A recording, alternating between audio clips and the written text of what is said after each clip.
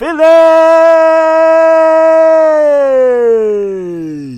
Hello, everybody. Hello, Philadelphia. Welcome back to the Wolves of Broad Street podcast. Very excited to be getting another episode out.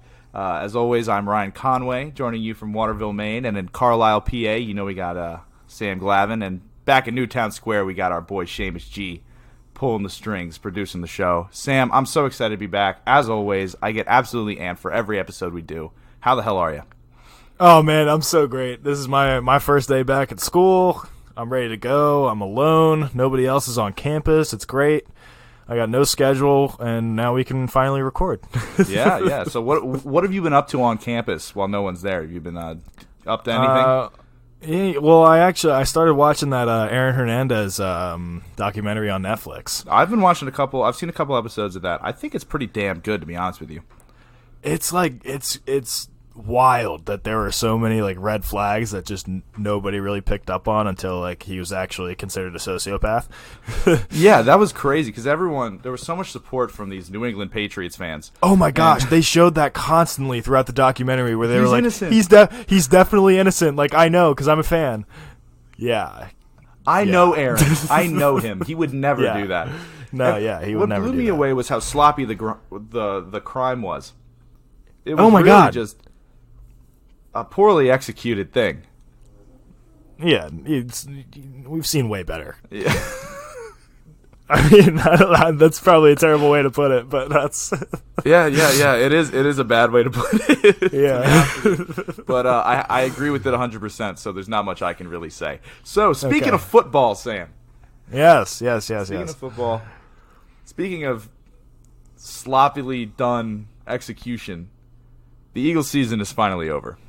Yeah, and you know what? Seamus G and I were at the game, and as soon as Carson Wentz went down, like there was like just a series of events where just everything just fell apart. Seamus G lost his wallet like after Carson Wentz went down, and I was just like, this is just unreal. Like, I can't believe we're experiencing this right now. Like, he actually lost his wallet, and then we found it under his seat after we had like walked around the whole stadium.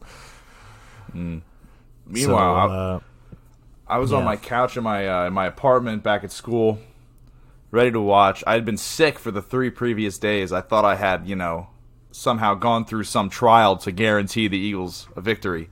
And the Seahawks saw to it that my suffering was in vain.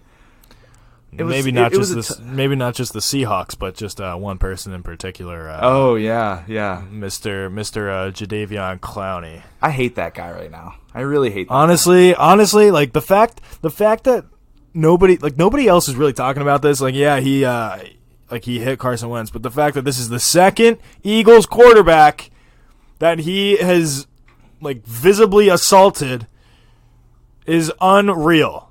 He's an anti-Eagle guy. He didn't want to come here. He got fined for ripping Nick Foles' helmet off, and for dropping his head and hitting him in the ribs in the same game. He's not a dirty player. I won't say he's a dirty player because that's a big claim. I get it, but it starts to look like it doesn't look good for him. Like especially against the Eagles. He clearly has a history. He didn't want to come here when we were trying to trade for him, when we were trying to get help for our defensive line that was beaten up a little bit. And I would have loved to have him, so he really hurt our chances to succeed in the regular season. And then in the playoffs, he pretty much he put the nail in the coffin for us. He really is as hard as Josh McCown played at 40 years old, and he had a pretty decent game. There were situations that he couldn't succeed in. He tore his hamstring towards the end of the first half. Yeah, not only that, played on a torn hamstring for the second half. Like, this team left it all out on the field. Those guys on the field, they lost the game. There were some dubious circumstances with the Clowney hit, which we'll get into in a second. But they really left it all out in the field, and I'm proud of the team for that. Yeah, you're right. I mean, McCown did really put it. I talk about McCown, man. I love McCown. We'll talk about him later, also in the coaching staff segment of this part of the podcast. But yeah, I mean, McCown really he did his best. Like, And what is he, like 42, and he tore his hamstring, and he's still trying to like move around in the pocket and be mobile because Brandon Brooks was down too. Like, it was just a whole series of events where it was just so unfortunate, but like I really couldn't be mad at the Eagles' effort. We were playing with a bunch of practice squad guys and a backup quarterback. Like, it was just this might be one of the most injury-riddled teams I've ever seen in my entire life. Like, yeah, it's unreal. It was ridiculous. The injury bug definitely got a hold of us early and often throughout the season. The only thing, especially in Philly, we value effort. Oh, yeah. And so I'm upset that the season's over. I'm upset that we weren't able to do more with what we had at the beginning of the year. But those guys, that Sunday night against the Seahawks, they played their asses off. A lot of them had really good games, but it wasn't enough in the end for not a completely healthy, but in the end a healthier opponent, especially when Carson went out of the game with what I would think is that's a dirty hit from Jadeveon. We can talk about it now because I'm a little ticked off thinking about it. I get a little oh my gosh, it's unreal that it wasn't. Not only that it wasn't called on the field, but then there was nothing done after the fact. After all these videos came out with. Like did you see the comparison of the blindside hit that the Bills lineman had on some defender, and then he was fined for, and then the Jadeveon Clowney hit on Carson Wentz was like way worse than that, and then he didn't get any punishment for. It's just unreal. I mean, and then our own guy John Runyon comes on to 94 WIP and like tries to explain why he made the decision that it wasn't a dirty hit and that it, like, for some reason shouldn't be fined is unreal. Like, I know you read the transcript. I listened to it live on the air, and it made sense, but I'm still pissed off about it. Like, I don't know how else to say that. Like, yeah, he came on the air. Like I said, I read the transcript. I didn't hear him say it, but I saw it broken down into 3 distinct points pretty much. And all the boxes it could not check, basically, for a fine. Except for one, which is leading with the helmet. But because there was no flag on the play, they couldn't really issue a fine for a call that was deemed decent on the field. For a play that was totally fine with the officials on the field. Right.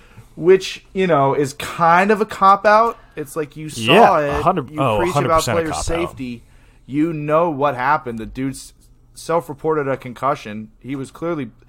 back of the head, face plant on the turf. That's hard turf.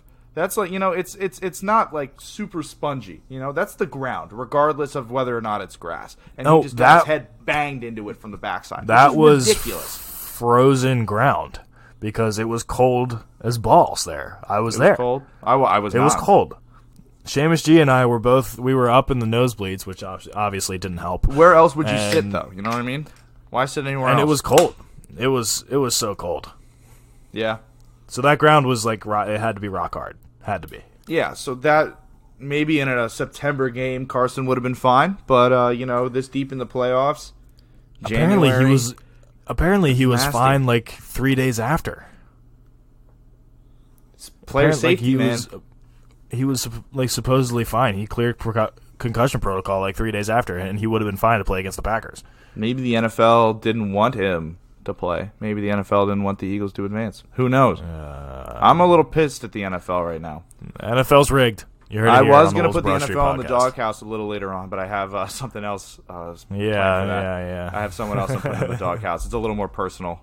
Still has to. Yeah. It's tangentially related to Philly sports, so we're keeping it relevant to the show. Yeah. Well, always. Always. Yeah. So now that we're now that we are in the off season, Conway, there are some question marks that are going along in the Philadelphia Eagles organization, and with 3 pretty big players and big role players a part of this squad. Malcolm Jenkins came out and said that he won't keep playing under his current contract. Jason Peters is old as freaking dinosaurs and is a liability in terms of penalties. And Alshon Jeffrey is, I believe, rumored to be on the trading block.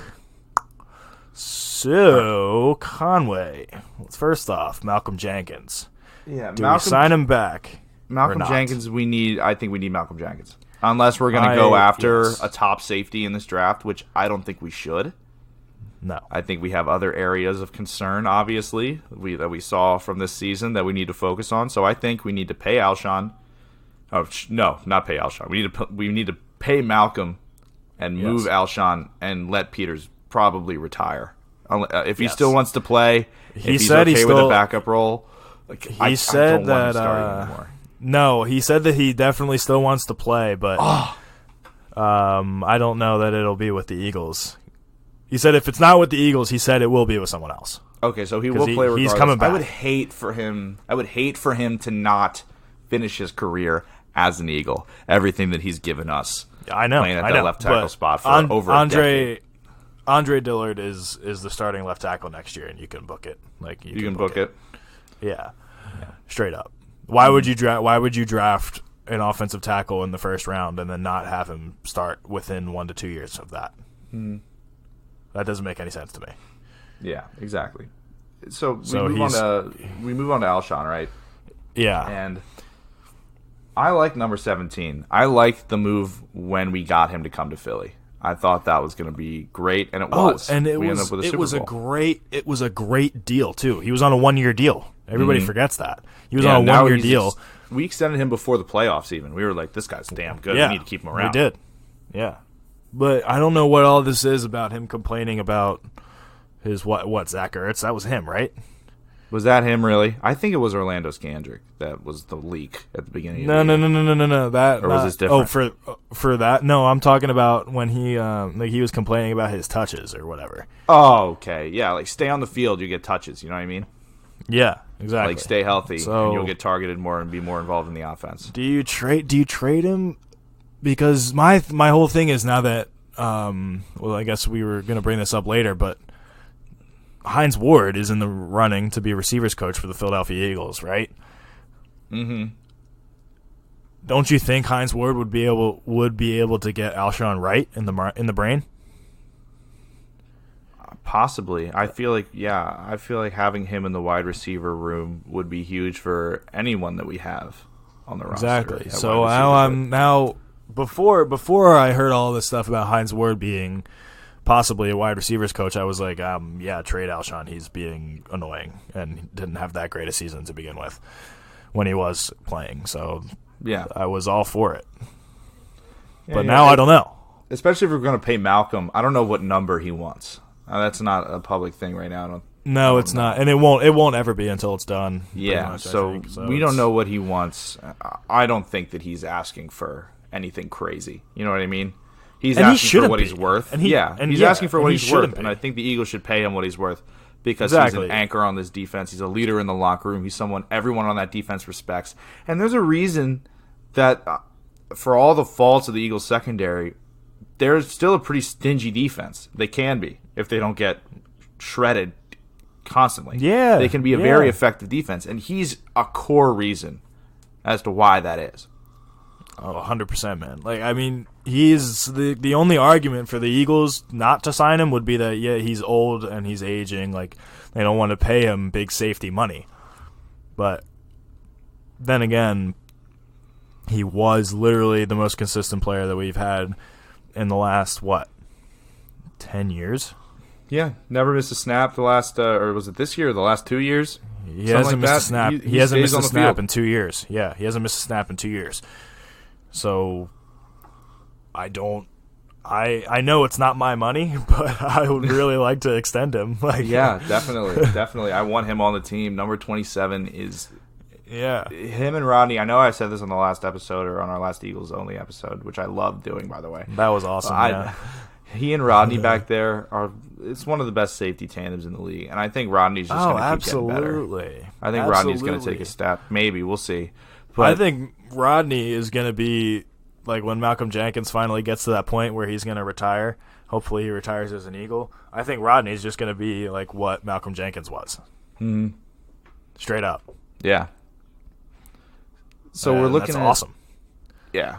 So we're looking at the guys that we have on the roster right now. Yeah. That we, do we extend them? Do we move them? Do we trade them? Yes. We also have the draft coming up, and I know that is months away. It's really not. Man. It's really not actually that far away. It's about 3 months, right? It's in March? Yeah, April. April? Yeah, it's in always April. Mm-hmm. Yeah, love that.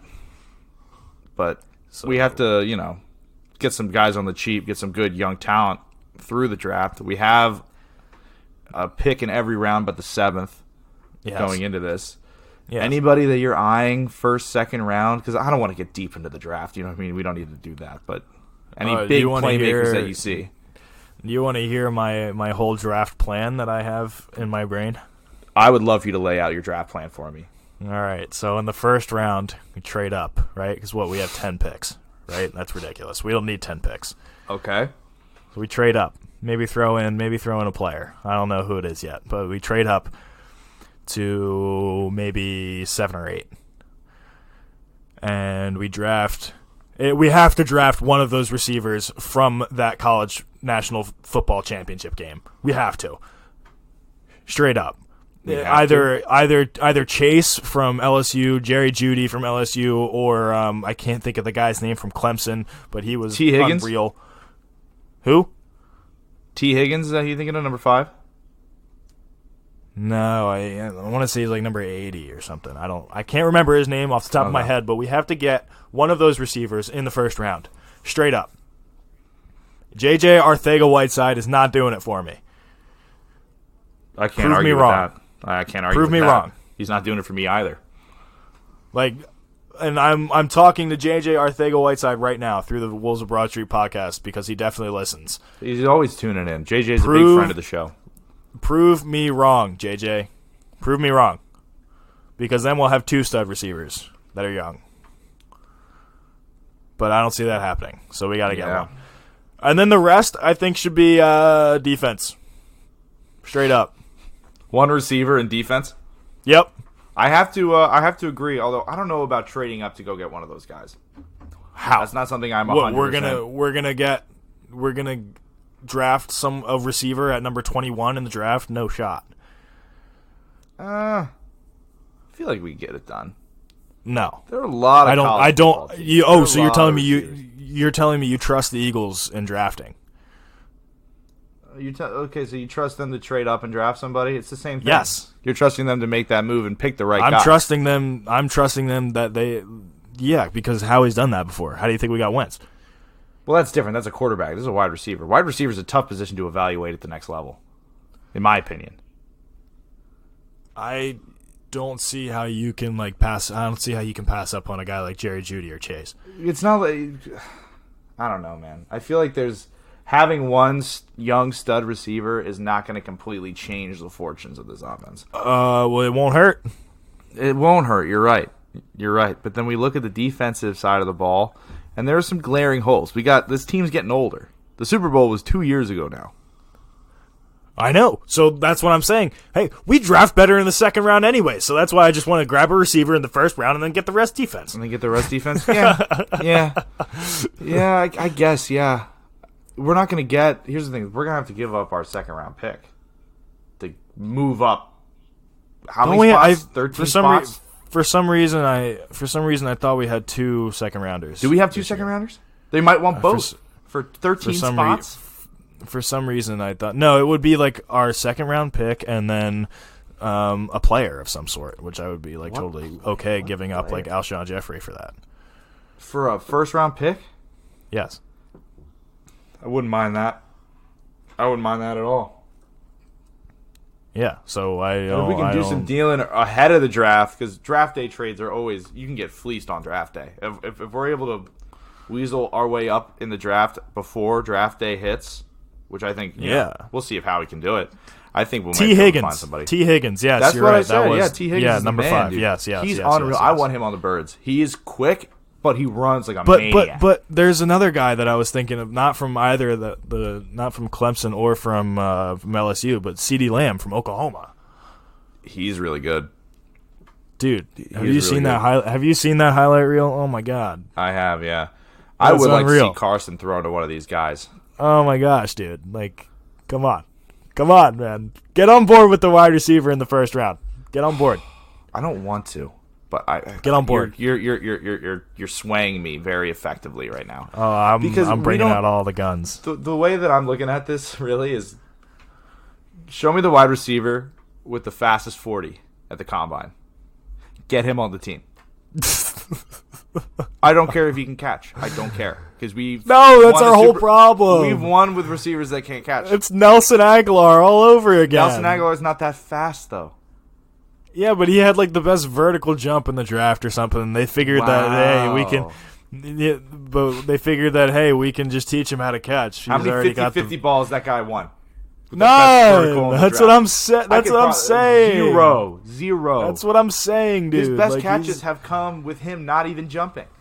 I know. That's what I'm saying. We would have, if we go by your logic, we would have another Nelson Aguilar situation on our hands. But you see, you want vertical jump, not speed. Vertical jump doesn't take the top off of defense, make them respect the fact that he can run. You still have to cover someone that can't catch. You have to cover them regardless. Because here's the thing: if they're wide open, if you don't cover them, this isn't the NBA where you can just sag off a 3-point. Wait, was that a direct reference to Ben Simmons? We don't have to talk about Ben Simmons right now because I have enough to say about Ben Simmons later on. We can talk about Ben Simmons later. It's not that we can. We certainly will. We will be talking about Ben Simmons, no question. But having a guy like Ted Ginn Jr. made a career. Dude had bricks for hands, but he was so damn fast. So teams would have to be like, all right, we need at least one guy on him. And that opens up Ertz. And if we keep Alshon, I don't know.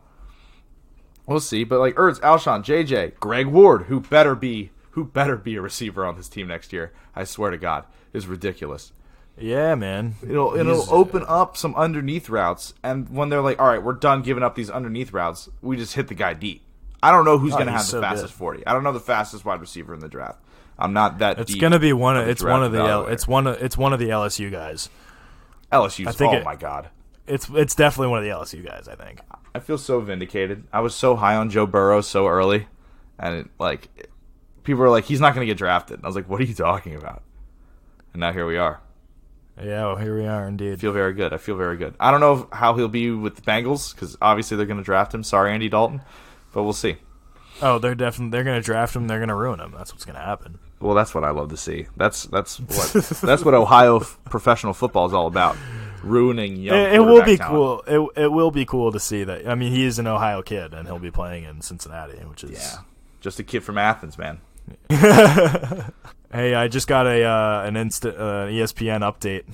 Let me know from the Birds, dude. What's happening? They just hired. Oh, let me pull it up. They just hired Connor Barwin. Some further research here. Connor Barwin, coach, right? Connor Barwin, named special assistant to the general manager. Oh, in the front office? He's in the front office, dude. Special assistant to the GM. Howie said that there were going to be new faces in the front office. I did not know it was going to be an old face. Want to go straight into the coaching staff? Then? Yeah, let's do it. Let's do it. Yeah, Connor Barwin. Is awesome. Yeah, Connor Barwin, new special assistant to the general manager. Oh my goodness, that is incredible. Is that a good hire? Love that. I don't even know. I love that. I honestly love that because you know what he's going to be doing. He's going to be drafting players. What's great is that he was a player. Yeah. Albeit not a very good one, but not a bad one. He had one great year with the Birds. He did, yeah. He wasn't terrible great with season, the Birds. Yeah. Under, what's his name? Chip Kelly, man. We got to stop saying that name on this podcast. I know, we really do. One of us we named a whole segment off of him. We taunted his spirit enough. Yeah. Anyway, I hate Chip Kelly. But yeah, speaking of coaching, we're gonna try and get some actually good coaches in here. So you were talking about Hines Ward earlier. Yes, possibly for the wide receiver coach position. I think that is like the best possible move the Eagles can make right now. Honestly. I couldn't agree more. I think that well, maybe not the best possible overall, but for that wide receiver coach position, absolutely. Oh my gosh, it'd be great. He just got. Not only was he a great receiver in the NFL for the Steelers, but he's a baller. He was like he just had it. He just had it up in his brain. Like he just had it.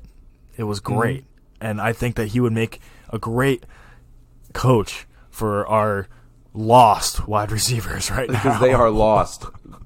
They are lost. Lost is the perfect word to describe our wide receiver core right now. I couldn't agree more. Just lost.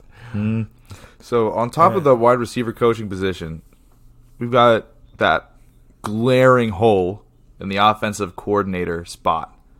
Yeah. A lot of names are getting thrown around, some old, some new, some completely unheard of. Who do you want the most? Who do I want the most? I honestly couldn't tell you. Neither could I. I can tell you who I don't want. Tell me who you don't want. I really don't want Deuce Staley to be our offensive coordinator. You don't want Deuce Staley? Why is that? No. Because I think he's doing an incredible job with their running backs, and I don't want him to deviate from that. That's totally fair. And I don't know how good he would be at an offensive coordinator position. Yeah. I just don't. I don't know how good he would be. If he gets hired, which he might, it's very likely that he'll get hired at offensive coordinator. Very likely. And then he would hopefully prove me wrong. But I just don't. I don't know if he's got it, because he also he has never been interviewed to do anything else outside any other team. That says something. That says something. I've been worried about losing him is the issue. I feel like I've been worried about losing him to a higher position with a higher pay. You know what I mean? Yeah. Yeah. I don't think he'd make the lateral move to go be a running backs coach elsewhere. I think he likes Philly too much. I mean, he played. I think you're right. The other guy that I don't really want back is DiFilippo. You don't want DiFilippo? I don't want him, dude. I have no interest in him. He has been a bum everywhere he's gone. He's been fired each season after he's left Philly. I'm pretty sure. Yeah, and I don't think anybody's interested right now. No, I think they've seen what he has to offer at that spot. I think he was a good QB coach. Yeah, it is starting to look like Frank Reich really was the man. Honestly, I know that we had injuries and that limited Doug's play calling ability and their ability to draw up new plays for guys that were on the practice squad. I know that's definitely a challenge for the coaches just as much as it is for the players, if not more, honestly. Yeah, because they got to figure out how to get these guys best involved. But I don't know, man. It's interesting. It is interesting because we don't know. We're not in the room. We don't know who's drawing the plays. We don't know exactly whose role is what. We can just kind of assume based on the hierarchy, all right, Doug's the head coach. He calls the shots. But then having a really good OC, a really creative offensive coordinator to kind of bounce ideas off Doug and be a voice for him. Because the offensive coordinator is not going to be the one controlling the offense. That's 100% on Dougie P. No, yeah, that's the other thing is why we don't really need a big market offensive coordinator kind of guy, because he's not gonna be calling the plays. So exactly. Matter. Yeah, it's a completely different situation. Yeah. So, but I just really don't want DiFilippo back. I just I don't know. Whatever. Yeah, why would you? There's a name that I saw. We got the Bleacher Report update right before we started recording, as we were putting the the episode notes together. Yeah. Graham Harrell is currently going to be interviewing for the Eagles offensive coordinator job. For those of you who don't know who he is, much like Sam and I did not know who he is. Me. Yeah, both of us. I don't know who he is. Yeah. He's the University of Southern California's offensive coordinator. I don't know if anyone follows Pac-12 football, and if you do, I'm sorry, because that is a sorry conference. That is a bad conference. And USC has been, I don't want to call USC football a show, but it is. There's no other phrase for it. Not only that, but the school itself, from president to athletic director all the way down to football. They are running a bad ship. They do not have it together. So I get Harrell wanting to leave his offensive coordinator position to go somewhere else, but I don't know if being the offensive coordinator for one of the most unstable college programs in America, I don't know if that's any easier. Yeah, I don't know, man. So I've got his credentials pulled up here. Oh, good.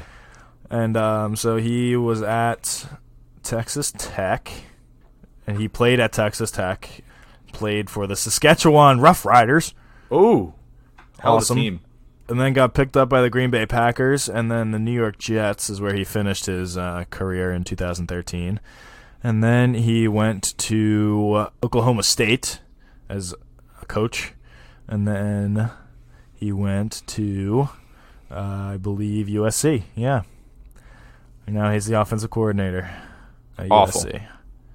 Awesome. So, looks like he was a. Does this say he's a Heisman? He was a Heisman finalist. Yeah, Heisman Trophy finalist in 2008. Yeah, maybe this guy's legit. Maybe he's really good. He's a QB guy. Like he's a quarterback coach, an offensive coordinator. He's a QB guy. Okay. So I don't know, man. That's a little interesting. I didn't have a ton of time to do research on him because he wasn't really in the running until we hit the record button. Yeah, so you're right. We'll definitely have to dig a little more into him because that's becoming more of an intriguing name to me. Who I really want at OC, and this might be crazy. I want Press Taylor. He's been in the coaching staff for ages, like special teams guy. I don't know, man. He was instrumental in getting that Philly special play drawn up and out onto the field, and I feel like he's worked really well with Carson. They have a good relationship. There's not a question about that. I guess. Well, then we have to find another QB coach, and I think, I have a solution for that for you, Conway. Exactly. That's the thing. It's a lot of things, a lot of moving pieces. I think that Josh McCown would be great at the QB coach position. You like Josh McCown for the QB coach position? I love Josh McCown for the QB position. I'm going to have to agree. He basically was a coach this season. He was. He 100% was a coach. Like he was. He was alongside Press Taylor on the sideline like the whole time. Yep. So he's been learning from him. I feel like that'd be a nice natural progression. Here's the thing: I hate the idea of skipping Deuce over for a promotion because he's been so vital to this team's success. So great, and I love him to death. And the optics of it aren't great either.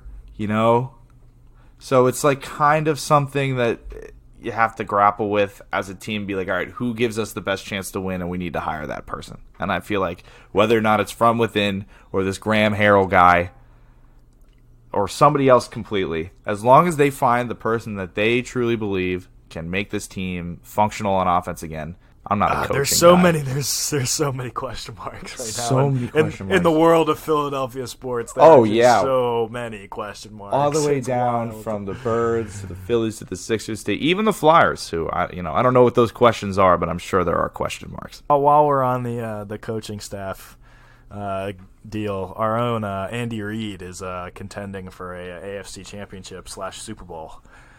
You think he wins it? Andy Reid. Yeah. You think he wins it?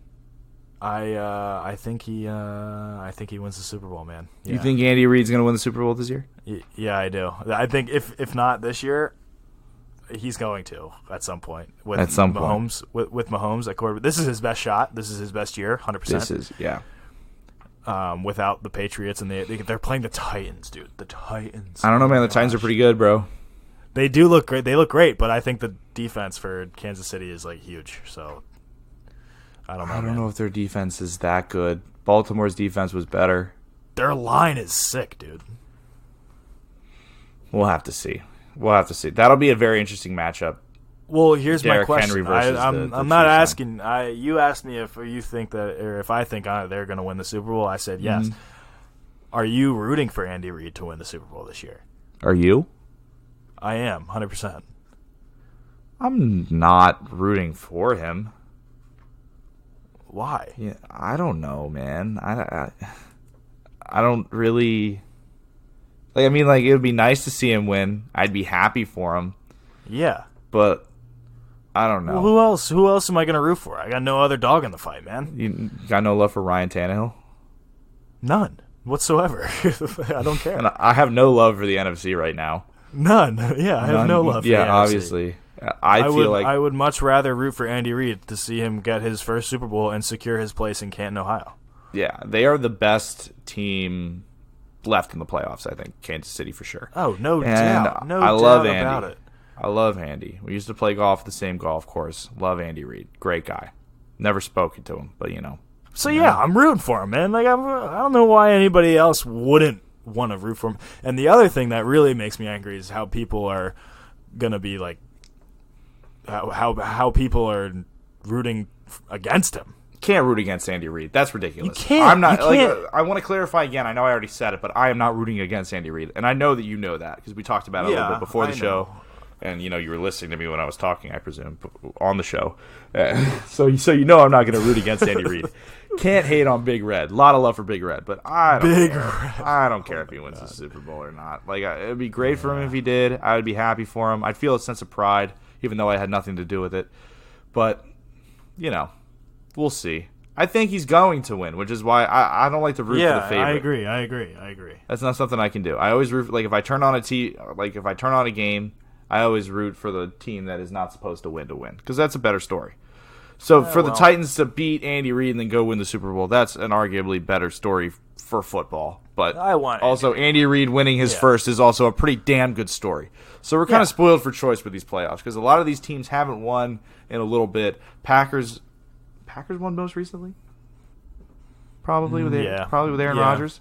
So they won. I hate the Packers anyway, so they can go to hell. So I hope they lose. Right. And then San Fran versus Big Red in the final Super Bowl. That would be an incredible game, because probably the best defensive line in football right now. Oh, no going up against one of the most volatile offenses. Like, they are so absurd. So much speed. Patrick Mahomes is elusive. He's got a hell of an arm. He's got a cannon. It's kind of like a Brett Favre type, but a little more mobile. I honestly think Patrick Mahomes is one of, if not the best quarterback in the NFL right now. Yeah? Yeah.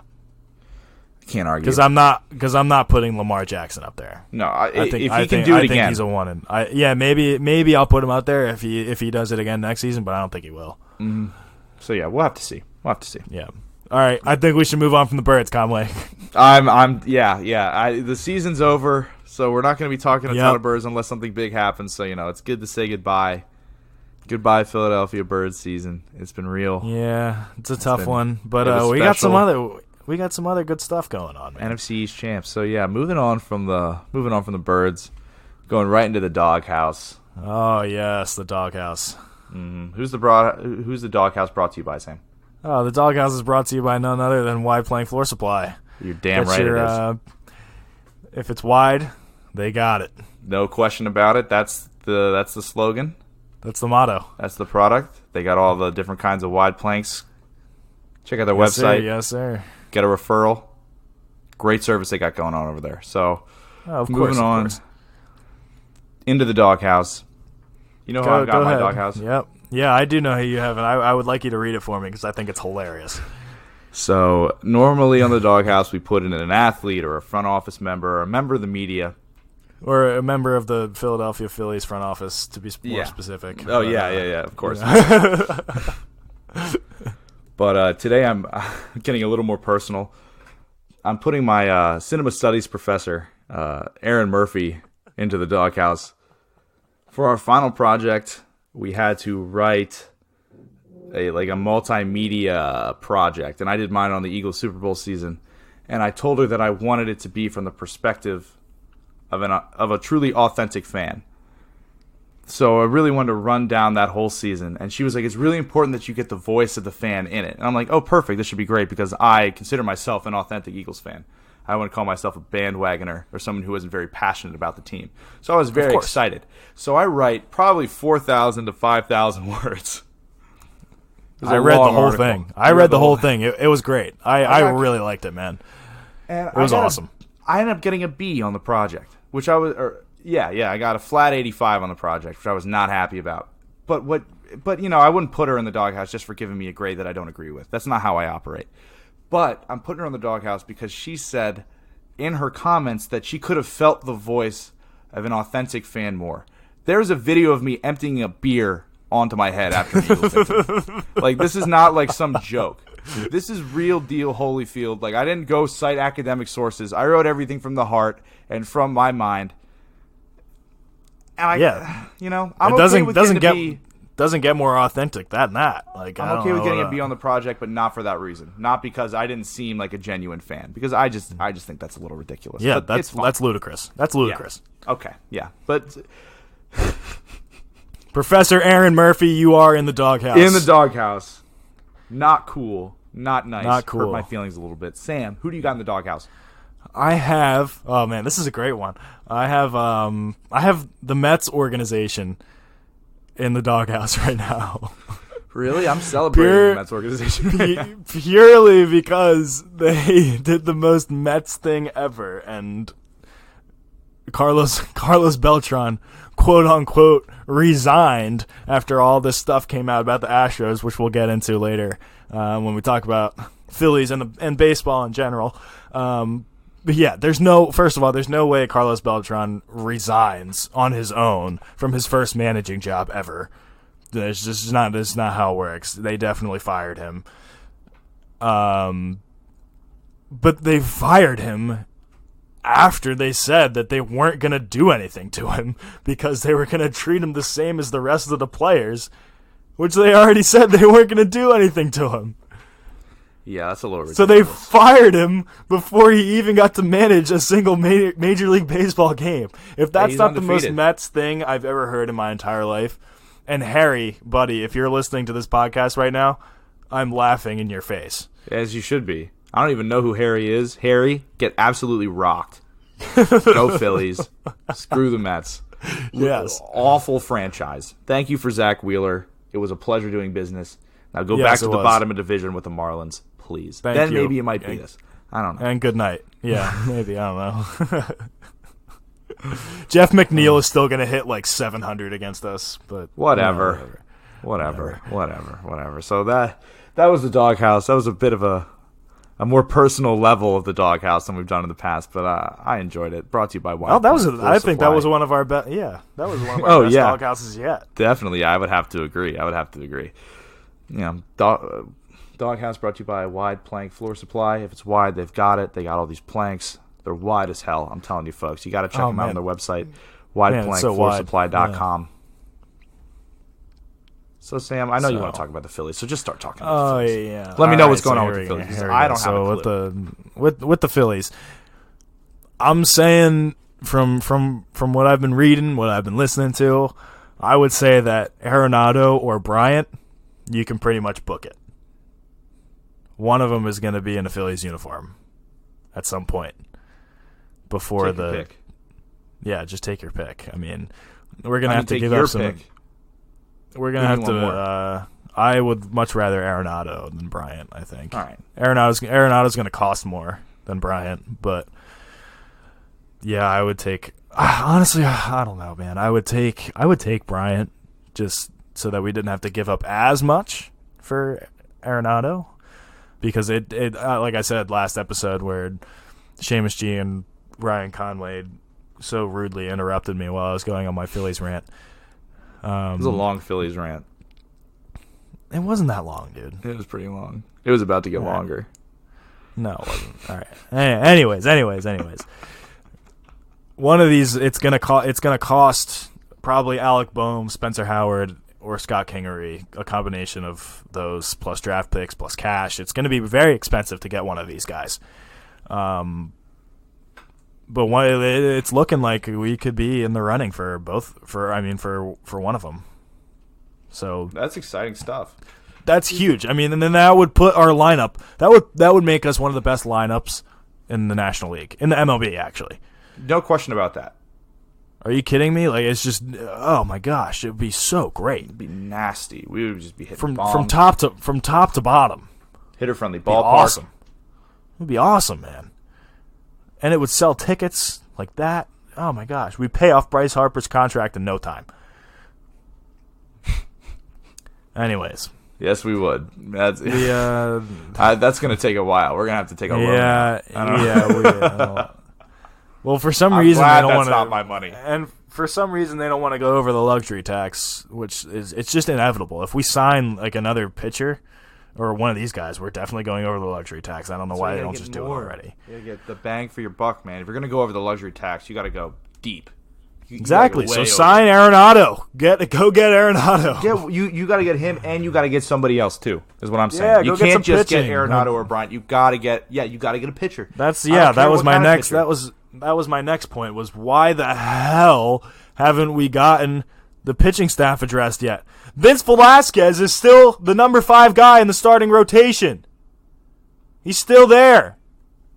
I don't want him anywhere near the starting rotation. I might not even want him in the bullpen. If anything, I'd put him in the back end of the bullpen, like I said last episode. It's ridiculous that they haven't addressed the pitching staff yet. They're making the same mistake again for the second season in a row. They're going after these blue chip guys. So Arenado's going to be the same thing. We're going to get him just like we got Bryce Harper last year and say, oh, our lineup is just going to be fine. Like it's going to be good enough. We'll get through it off of 2 pitchers and no bullpen and just our sick lineup. Yeah, because that worked out so freaking well last year. It worked out super well, from what I remember. That was a super fun season, and we had a blast. Yeah, we had a blast. We had a blast going to that. We had a blast going to that Marlins game and watching them lose to the Marlins. That was probably one of the worst Marlins. days of my life. No, it was the Marlins. And now I got a Scotty Kingery jersey at that game. I was very excited about it. Now they're just going to trade him to go get Arenado or Bryant. That makes me really sad. They might trade him. Makes me really sad. That's the thing. If he's probably our best asset on the team, that's not a prospect, right? That we're actually willing to part with. Of course, yeah. I don't know why. I mean, he would just be like he's going to be on the bench, dude. Like give him if Segura. we don't trade Segura, he's going to be on the bench. Give him Segura. We cannot have Scotty Kingery as the best utility player of all time. That's not something I'll allow. He's going to be the best utility player literally of all time. That's like leaving Rhys Hoskins out at left field for his whole career. Like, put the man at first base and let him operate the way he's supposed to. Let Scotty play second base. Scotty hasn't... Arenado. Scotty hasn't played second base his whole MLB career, and that's what he's still listed as. That's one of the biggest jokes in professional sports. Much like the Phillies are one of the biggest jokes in professional baseball. Because not in professional sports, because they're way more bigger jokes. But in baseball, we're towards the top for sure. Oh yeah, 100%. Mm-hmm. We're starting to get up. We're starting to get up there with the Mets, man. No, we're not. That's bad. No, we're not. That's bad. No, we're not. Because we're not that inept. I think we are. We're at least trying. Oh, really? We're about to make the same mistake we did last year. Shut up. No. It was all Kapler's fault. None of it had to do with... Oh my gosh, dude. We're really gonna do this Kapler thing again. I can't believe that guy got a job. No. I cannot. And so soon. That was hilarious. So quickly after he got dropped. I guess, whatever. And speaking of Kapler, he just hired the first female assistant coach ever in MLB history, which is a great move. That's great. Very progressive, but good for Kapler, I guess. I think if any other team did that, I would have seen that and been fully happy about it. But just because Gabe Kapler did it, I don't like the move. You know what I mean? I'm just so leery of him. I'm so leery of Gabe Kapler, and he's not. All right, even well, on let's our team stop talking about him then. Let's stop talking let's about just him. Move on. I just like to get the Kapler. There's one more thing because there's not too much else going on with the Phillies, but there is something else that's going on in the baseball world that has just blown up. Conway, the Astros, man, the Astros, they got caught red-handed. Cheating with technology. Damn. Get rocked. How wild is that, dude? It's pretty funny, honestly. A whole scheme, man. They were really working at it. From what I've seen. Oh my gosh, dude. The stuff, and now it's so great that this is all out now because now people are meticulously going through Astros footage, just trying to find stuff that they can use to prove that this is actually a thing, even though it's already been proven. But yeah, it's just blowing up Twitter right now, and it is hilarious. I love seeing those like that thing with Altuve not wanting them to rip his jersey off. That's something nobody thought anything of. No one was like, oh, that's strange. But now that this is out, many things, whether or not they are incriminating, are seen in that light. Oh, that's definitely what that was about. And they even asked him in the interview, at the post-game interview of that game, hey, why didn't you want the guys to rip your jersey off? And he was like, oh, I'm just too shy. Boo! Get out of here! Yeah, it's because you had a freaking buzzer on you. You had a pager on you, like it's 1980. You joke. I really was impressed with Jose Altuve. I was really impressed with him that season. I'm not, you know me, I'm not the biggest baseball guy, but I watched that whole World Series, and I was really impressed with the Astros. And I walked away from that series like, wow, this is one of the best baseball teams that I've seen play in the past decade. Jose Altuve was could have probably gone down as one of the best second basemen of all time as well. Nope. See ya. Bye-bye. Not anymore. Fun thought. Not anymore, so the video that gets like that as a baseball guy, that gets me going more than the one of him like rounding the bases and him saying "Don't rip my jersey off," is the one where he is like hitting against Aroldis Chapman, one of the best closers probably ever in Major League Baseball history, who throws 105 miles an hour. Jose Altuve is sitting up in the box. Crazy move. Why would you sit up in the box against 106 miles an hour? Because you know a changeup's coming. Unless you knew unless you knew a changeup was coming, and then he hit a dinger on the next pitch on the changeup. Yep. He hit a dinger. Ridiculous. It's simply ridiculous. How unreal is that? That people are like starting to pick out these things that just like, oh my gosh. And you know the whole reason that this all got found out is because the Astros made a video compilation of the playoffs and like put it on DVD. You know how like the Eagles did with the Super Bowl and whatever. Yeah. And somebody caught them, like somebody caught like their whole station where they had the TV, the table, and the stool, and the pile of sunflower seeds from whatever guy was sitting there watching the catcher's symbols from the camera out in center field on the TV in the dugout. They freeze framed it and was like, hey, what's this? Someone needs to go out. Major League Baseball needs to recover those sunflower seeds and test those for DNA evidence so we can know exactly who was behind it, what capacity, how long they were sitting in that stool watching that screen. So we can get it all. Dude. We can get it all out there. The funniest part about it is that somebody was clearly just posted up there the whole game, chilling, eating sunflower seeds and picking the signs right from the catcher, banging on the freaking trash can, banging on the trash can. Ridiculous. Oh man, I mean that's all really I gotta say about it. I just think it's. Yeah. I mean it's bad. Yeah, it's like it's the integrity of the game, but like. I just think it's so funny. I just think it's hilarious. And that might make me like a bad baseball guy or whatever, but I just think it's the funniest thing that all of this is starting to unravel and people are just picking like video footage after video footage after video footage and like just proving it even more. It's so funny. It's hilarious.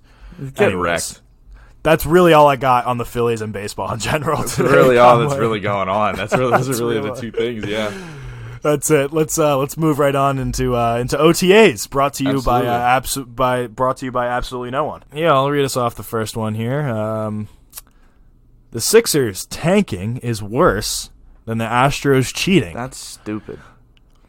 That's interesting, dude. I don't know. It doesn't interest me at all. I'm not interested. I think that's really interesting. I saw it in the notes before the show, and I even said to you, I was like, "This is like it is outlandish, but in a bad way. Like this is like it's not true.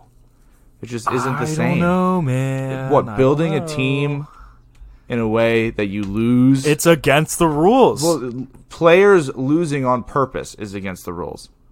But that's not what the Sixers did. The Sixers moved any asset that became valuable that they knew was not going to become a superstar in order to accumulate draft picks, and as a result, lost a ton of games. I don't think any player on the Sixers was like, you know what, I'm going to go out and I'm going to lose this game tonight. I just think the team was so poorly constructed in order to lose. I don't think it's the same.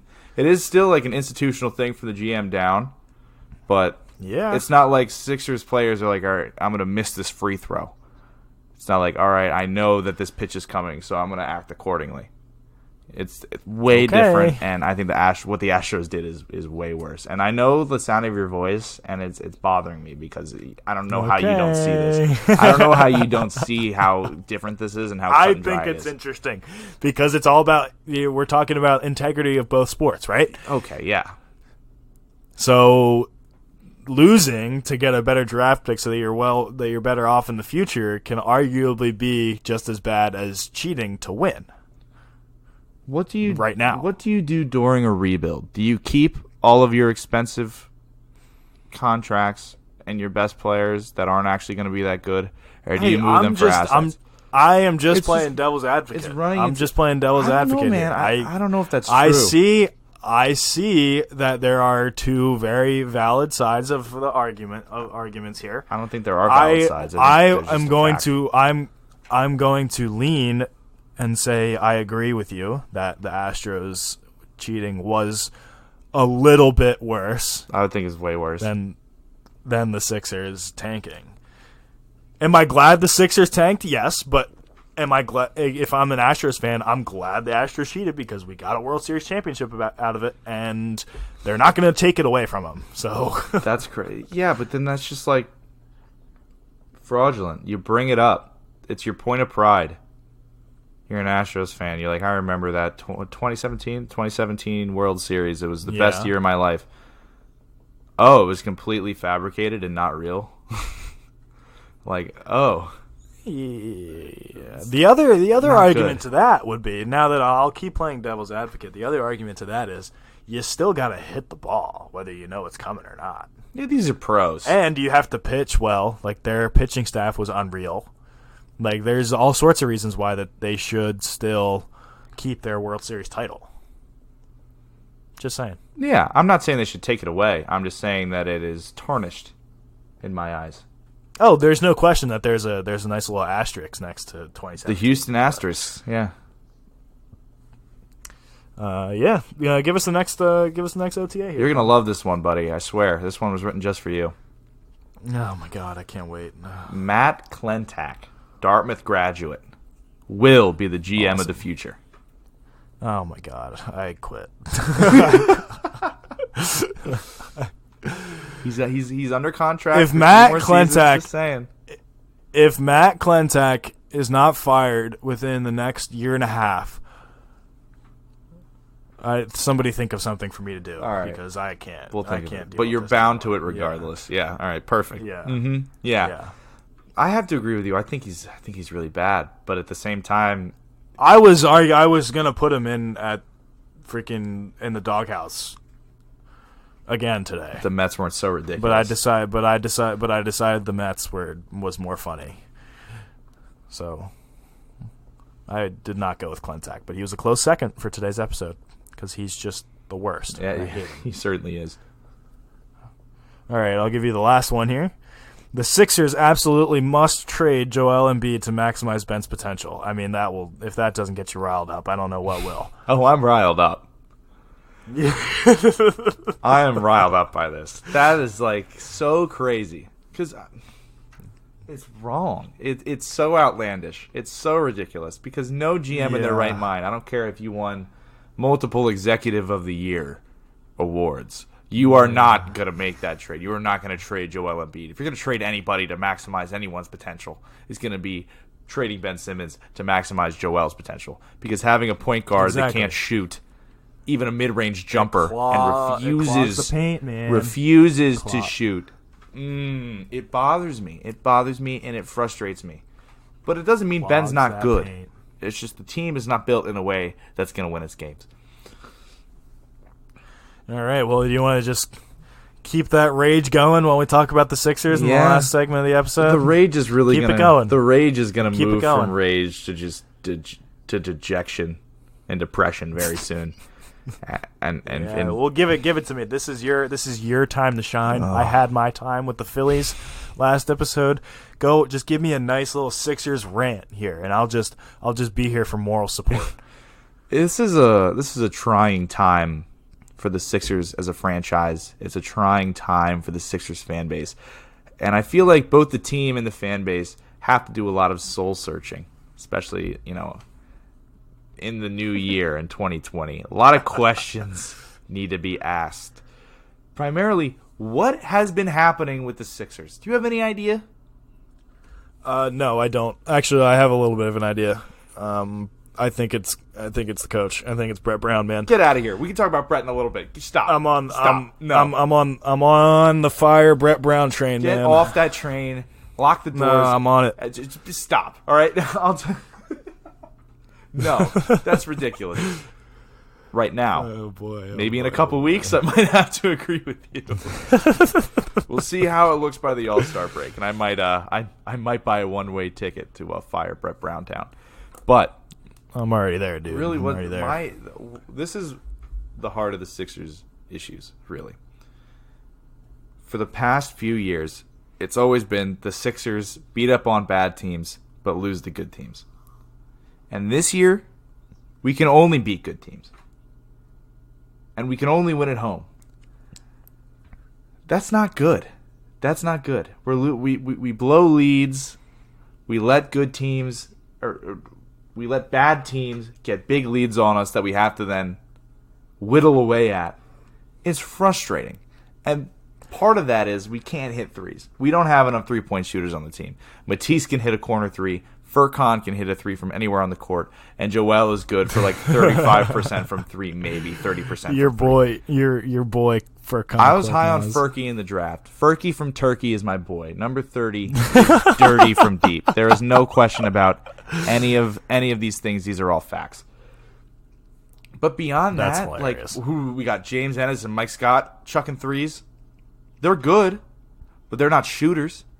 We need spacing on the floor in order for Joel to be the killer in the paint that he can be. And I know that he doesn't want to be a stereotypical back-to-the-basket big, but he can get buckets down there. But late down the stretch, that's where he needs to be. And having Ben on the team not shooting from anywhere besides inside the painted area is hurting this team's chances to win. Yeah, I mean, you said it perfectly, man. I totally agree. My only thing that I don't agree with is that the players are the problem.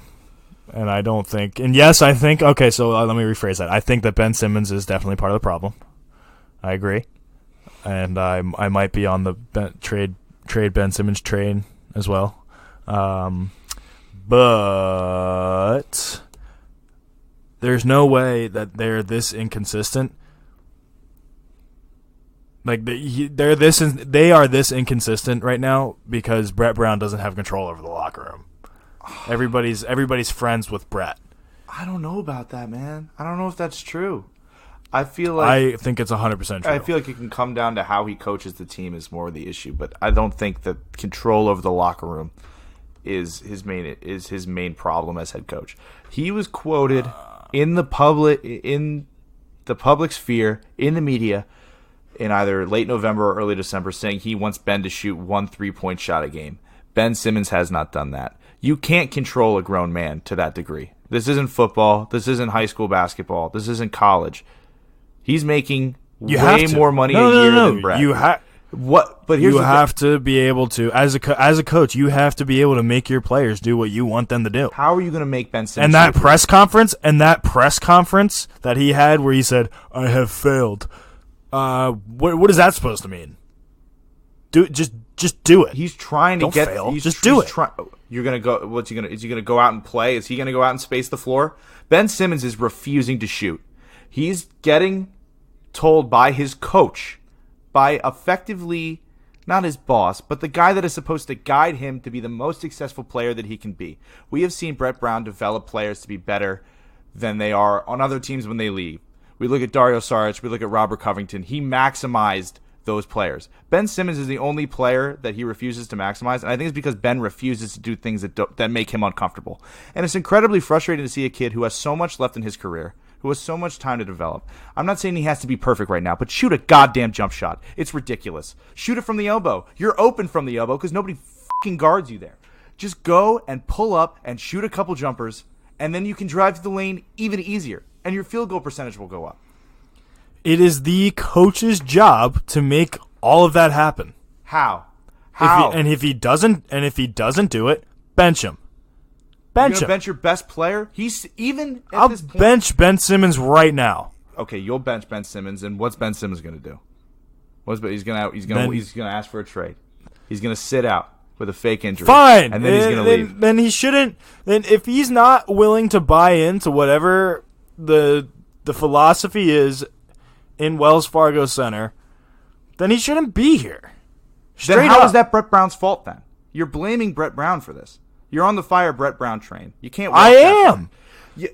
Ben is refusing. He is just simply not doing it. The rest of the team, everybody loves Brett for a reason. He does work them hard. There's no question about that. They practice hard. They train hard in the offseason. And there could be some offensive play calling issues with Brett, but having the control of the locker room is not something that I think is the issue. That's not what I think is the issue. I think if you're pointing to Ben as a sign of that issue, that's because of Ben's own issues with his comfort level in the game. He's like, I don't want to shoot threes. It's documented you can hit a three. Shoot a goddamn three. I don't even care about the threes. Mid-range jumpers, foul shooting. You get halfway decent at either of those because he's shooting like 50% from the free throw line. That's a joke. Yeah, that's ridiculous. My sister, she is a senior in high school. She is god-awful at basketball. One of the worst shooters I've ever seen in my life. She rides the bench. My sister's the exact same way. They had a free throw shooting contest. Not so much a contest, but a fund where they shoot. It was a fundraising effort. They shoot 100 free throws. Each player on that team shoots 100 free throws, right? And then you pledge a dollar amount for every free throw made. She made 73 out of 100 free throws. Ben Simmons couldn't do that, and he's making $30 million a year. Are you shitting me? Are you joking? Make a goddamn free throw. I think it's a problem across the board in the NBA, if I'm being honest, free throws. It's ridiculous. You look at the stars. You look at the best. You look at James Harden. You look at Steph Curry, Klay Thompson, Kevin Durant, Kyrie Irving. 88% and above from the line. Half of James Harden's points come from him making every damn free throw he has, pretty much. He misses one or two a night. Getting to the line 15 times. That does account for half of his points. Straight up. So having Ben, his only asset on the offensive end in terms of scoring is his driving to the basket. And I'm not talking about his defense, because his defense he's phenomenal. He leads the league in steals and steals per game. Nobody forgets that. But we need more. This isn't football. You don't play on one end of the court. If you are the floor general, if you are the point guard of this team, yeah, it's great that you're a lockdown defender, but we need you to contribute on the offensive end more than just driving to the basket and making good passes, because he's a great passer of the ball too. But we need you, if you're going to go to the line, if you're going to drive, you're putting them in foul trouble, and you're getting to the line, but you're not making any of these shots. And you need to score points to win games. That's how sports works. You need to score points, and you need to keep the other team from scoring points. It's basic math. It's easy shit to understand and comprehend. And for some reason, Ben Simmons can't get it through his head. Shoot a fucking jump shot. All right, I'm done. I'm done now. Sorry. Oh man. So that's the Sixers segment for you in a nutshell. Pretty much, yeah. And it's like, if we look at it, do we trade Ben Simmons? Maybe. We'll have to see. Maybe. He's raising his value up. I'm not opposed to it. I mean, I would love to see a player like Brandon Ingram come into Philadelphia. No, Brandon Ingram. Oh, you're still on this? Still on the Brandon Ingram? I like Brandon Ingram. Brandon Ingram. That's bad. He's a scorer. He's a pure scorer, man. That's what the Sixers need. We need an actual point guard. We need a scorer. Yeah. But we need a real point guard also. We need both. What, you're telling me you don't want Trey Burke around the point? I'm 100% telling you that I do not want Trey Burke running the point. I think anybody would tell you that. Anybody with eyes. I told you last episode, I haven't hated Trey Burke at the point guard position. I don't hate him either, but like, he's a bench player for a reason, All right, yeah, I just like breaking your balls, man. Yeah, I know. I'm looking at guys that's all I was trying to do. I'm looking at guys. If we are going to trade Ben, which I'm not even sure I want to do, because I want him and Joel to work out. Ben even said that he and Joel talk about it all the time. Like, look at all these young cores that broke up too early. What could they have been? Talking about teams like the Thunder. Yeah, man. and they want to win championships in Philly together. And I believe that. I think I believe it. But he's not. Just shoot a jump shot. Just do that, and then I won't talk about trading you for De'Aaron Fox. I won't talk about. Oh, De'Aaron Fox. I love De'Aaron Fox. I wanted the Sixers to take him, man. This is easy. This is easy right here. If I'm going to do a trade, I don't even know if this is a possible trade because I'm not a GM. I don't know the market for these guys. Trade Ben Simmons for De'Aaron Fox and Bogdan Bogdanovic. You get a shooter and a point guard for Ben Simmons. The two things that we don't have in Ben Simmons, we have a point guard, but like we have a point guard that can shoot and is fast, just like Ben, can get to the hoop, not as tall, but then we have Bogdan, spacing the floor, let Joel work. De'Aaron Fox is a competent three-point shooter. He'll shoot a mid-range. You know what I mean? Yeah, I see it. I love it. I hate talking like this. I really do hate talking like this because I want Ben Simmons in a Sixers uniform for the rest of his career. Same with Joel Embiid. I want them to be like a Pippen Jordan type legendary duo in a Sixers uniform. But based on the two play styles that I'm seeing, we don't have to win the championship this year.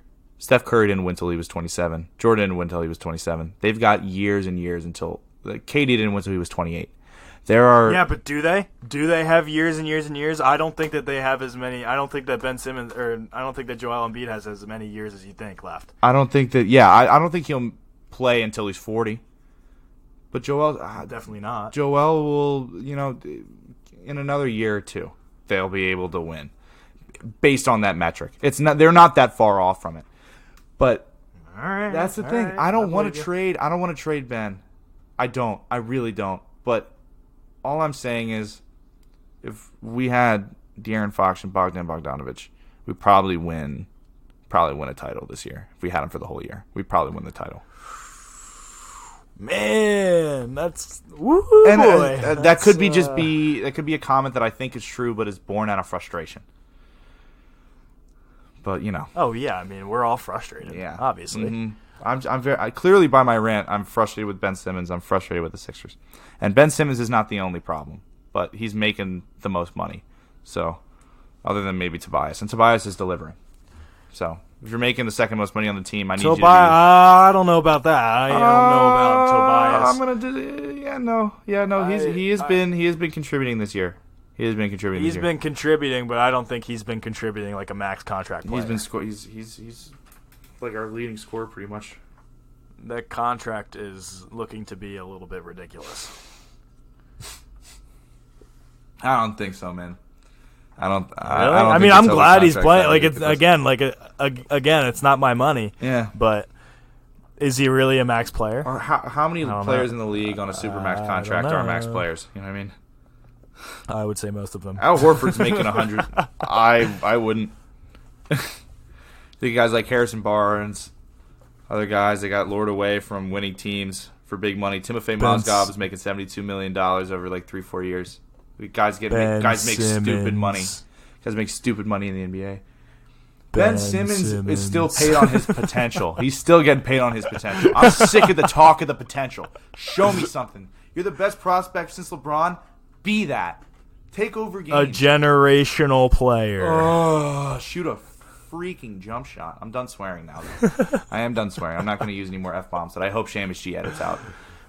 Seamus G has got some work for himself. He's got a few beeps to put in. He's got some. Mm-hmm.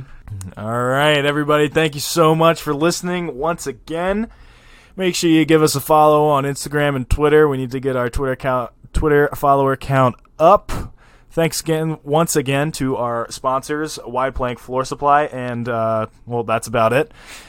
If you do want to sponsor us, make sure you email us at thewolvesofbroadstreet@gmail.com. Give us your money. Conway, anything else? Yeah. I hope we don't trade Ben. I really hope that they can fit together. Oh, you're still going on about the Sixers. I really hope. That's all I have. Other than that, everybody, thanks for tuning in. Have an absolutely great morning, afternoon, evening, night, whatever it is, whatever time you're listening, wherever you are. Thanks for tuning in. All righty. Seamus G. Yes, Seamus G. Close it down, buddy.